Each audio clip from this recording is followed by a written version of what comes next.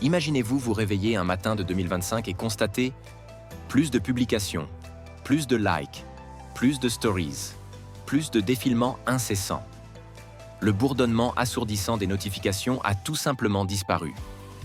Plus de flux, plus de boutons de partage interminables, plus de points d'accès instantanés à l'information mondiale. À quoi ressemble le monde? Comment nos vies, nos sociétés, nos politiques, notre santé mentale évoluent-elles? Entrons ensemble dans cette réalité alternative. Sans les réseaux sociaux, vous utiliseriez toujours votre téléphone, vos emails, peut-être même des applications de messagerie. Mais la diffusion constante de votre vie au monde n'existerait pas. Vous ne publieriez pas votre photo de petit déjeuner, ne vérifieriez pas combien de likes vous avez reçus, ne rafraîchiriez pas toutes les minutes pour un nouveau commentaire. Les amitiés resteraient le plus locales, plus personnelles. Vous rencontrez quelqu'un, discutez en face à face, décrochez le téléphone pour appeler plutôt que de lui envoyer un message privé avec un autocollant de réaction. Les connexions mondiales existeraient toujours. Voyages, lettres, appels téléphoniques. Mais le simple partage du « je suis là, je fais ça » disparaîtrait. Cela change le rythme de vie. On devient moins performatif et plus présent. Au lieu d'attendre une réaction, on vit simplement l'instant présent. Maintenant, réfléchissons à la façon dont l'information circule dans ce monde. En 2025, nous savons que plus d'un tiers des adultes américains déclarent que les réseaux sociaux sont leur principale source d'information. Les plateformes jouent un rôle majeur dans notre façon de nous informer. Mais que se passerait-il si elles n'existaient pas? Les nouvelles circuleraient plus lentement. On s'appuierait davantage sur les journaux, la télévision, la radio et les discussions en personne. Les mouvements politiques, les manifestations et l'engagement civique s'appuieraient sur l'organisation traditionnelle de la base, les réseaux téléphoniques, les tracts et le bouche à oreille.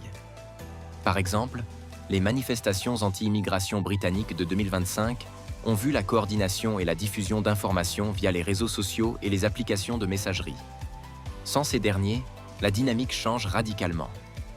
Les récentes manifestations de la génération Z au Népal en 2025 ont été en partie déclenchées par l'interdiction des réseaux sociaux et le silence numérique qui en a résulté. Dans un monde sans réseaux sociaux, la mobilisation ralentit et sa portée se rétrécit. Une manifestation peut toujours avoir lieu, mais moins de personnes dans le monde en entendront parler instantanément. Elle risque de ne pas devenir virale. Dans notre monde actuel, les preuves sont claires. Une utilisation intensive ou passive des médias sociaux est liée à des sentiments de solitude, d'anxiété et de troubles du sommeil. Dans un monde sans réseaux sociaux, comment cela se passerait-il? Côté positif, moins de comparaisons, moins de flux constants de highlights d'autres personnes, plus d'interactions dans la vie réelle. Peut-être que vous parlez plus souvent en personne, vous écoutez plutôt que de publier.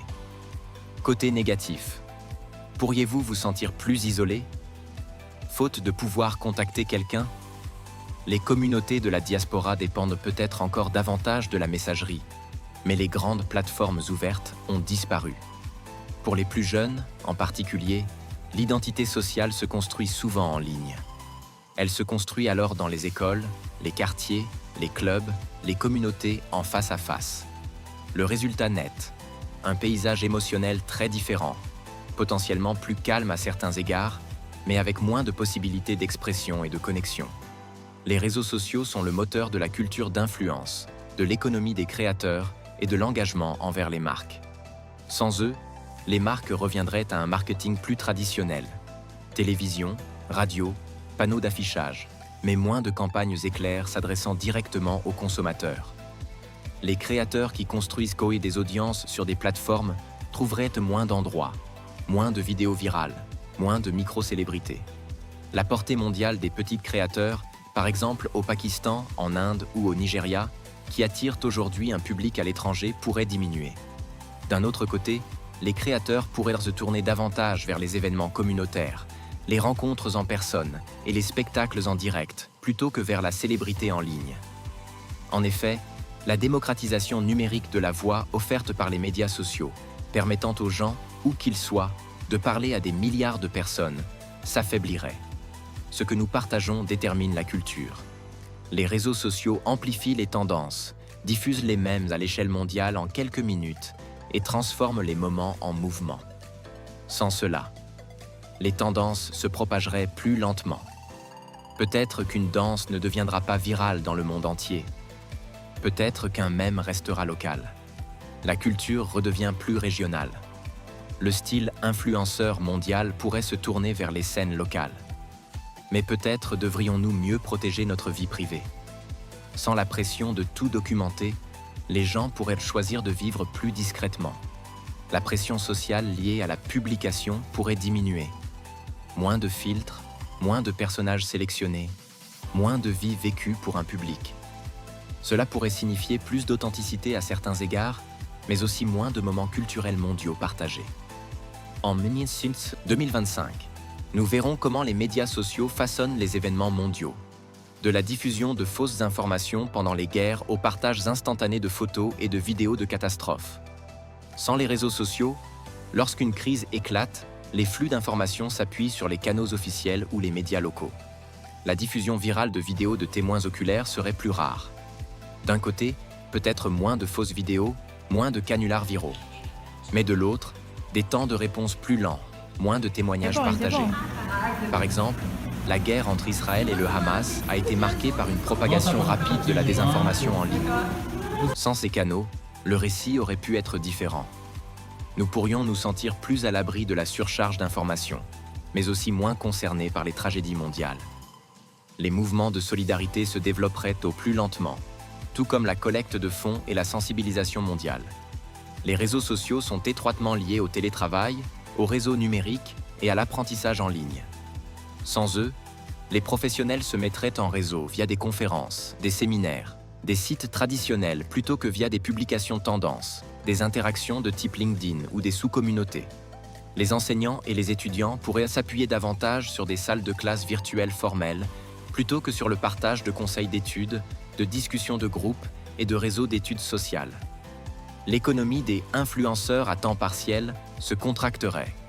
Moins de personnes transformeraient une publication occasionnelle en un revenu à temps plein.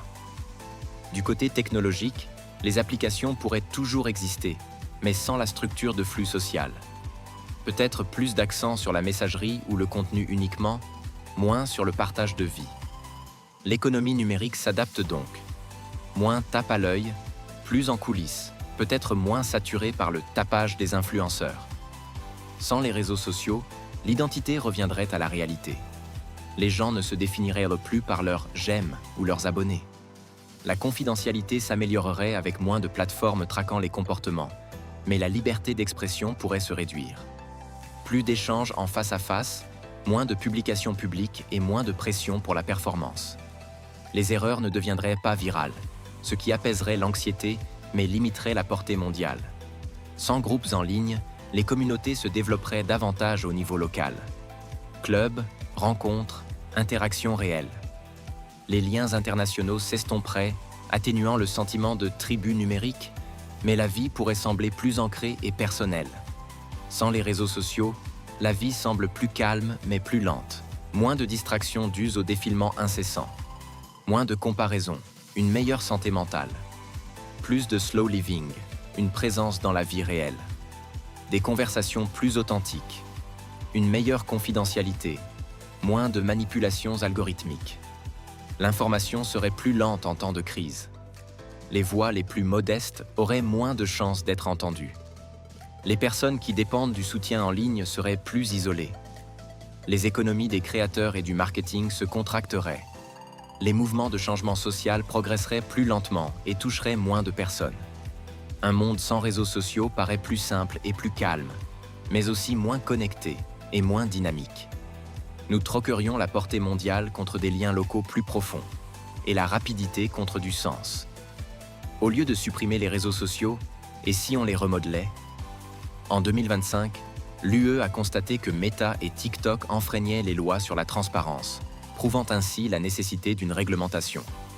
Peut-être n'avons-nous pas besoin de supprimer les réseaux sociaux, mais de les rendre plus sûrs, plus justes et plus humains. Le monde sans réseaux sociaux serait peut-être paisible, mais isolé. Avec eux, nous sommes confrontés au chaos, mais aussi à la connexion. le choix n'est pas d'être connecté ou non, mais de savoir comment les utiliser judicieusement. Si cette idée vous a intrigué, voici ce que vous pouvez faire. Abonnez-vous à cette chaîne.